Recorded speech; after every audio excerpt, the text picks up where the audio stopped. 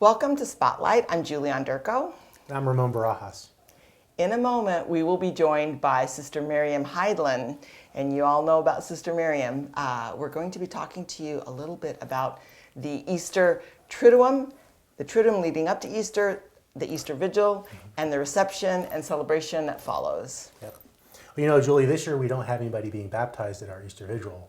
And that's because we started a new program, or we morphed our RCIA program into RCIA Plus, which is now a 2-year program. And we're lucky this year to have a big group, but next year we'll be bringing people into that baptism at Easter Eve. That's right. And typically, historically at Christ the King, the reception, for whatever reason, the people who were doing it had always had it just for those coming into the church and their families.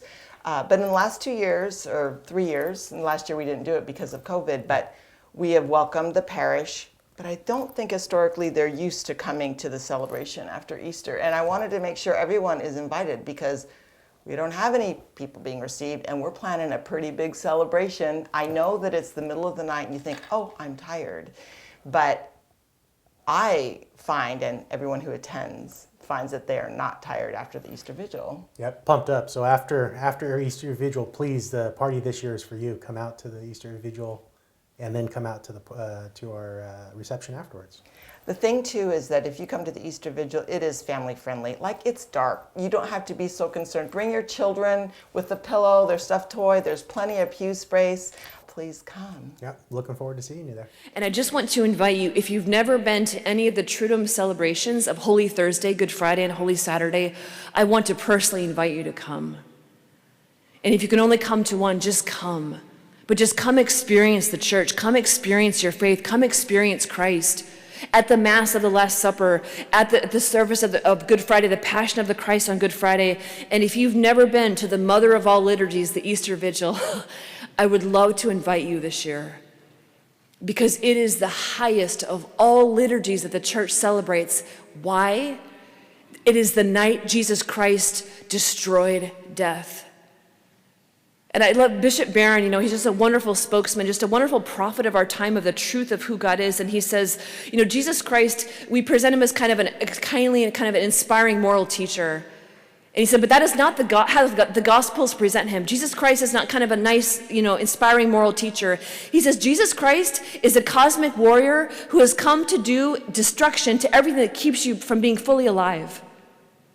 And that last enemy is death. That what you and I fear the most in life, we fear death. We fear death now. We fear death at the end of our life. We fear what we think is the end of all things. And Jesus Christ has taken on our death. He's taken on our sin, and he's brought us the way through to bring us home to him. And that Easter Vigil celebration, which takes place at night, celebrates the glorious rising of Christ from the dead. And I just want to offer you just a couple just profound reflections from that Mass. That if you've never been, what happens is it starts out with the fire outside of the church. So, I mean, the fire is built, it's a new fire that's never existed before, and the fire is blessed. And then what happens is the priest takes that beautiful big Paschal candle, and he takes a knife, and he carves the sign of the cross into the knife, or into the candle with the knife. And here's what he's saying as he does this. He says this: Christ yesterday and today, the beginning and the end, the Alpha and the Omega. All time belongs to him, and all the ages. To him be glory and power through every age forever, and we all say, Amen. That Christ yesterday and today, the beginning and the end, the Alpha and the Omega, friends, this means that there's nothing that's ever existed that is outside of God. Nothing.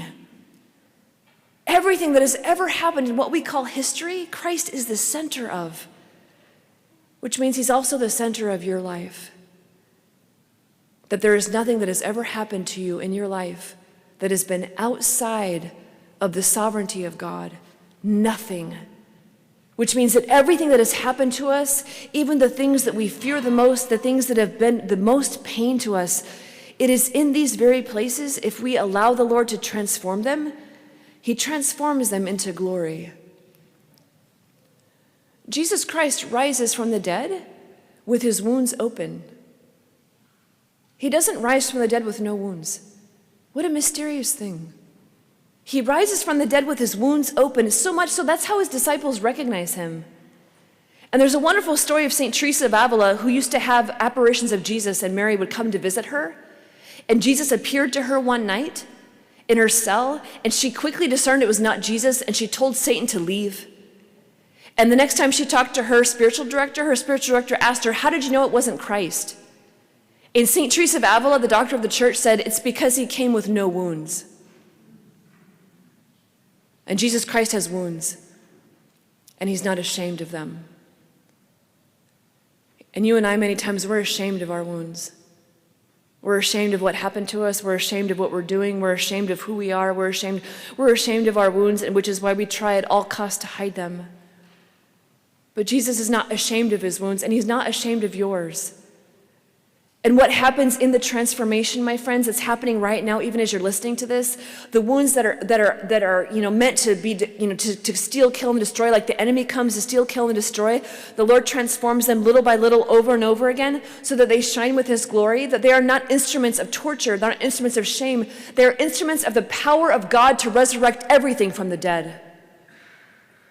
And that is your life and my life. That is Christ, the Alpha and the Omega, the beginning and the end, the all time belonging to him.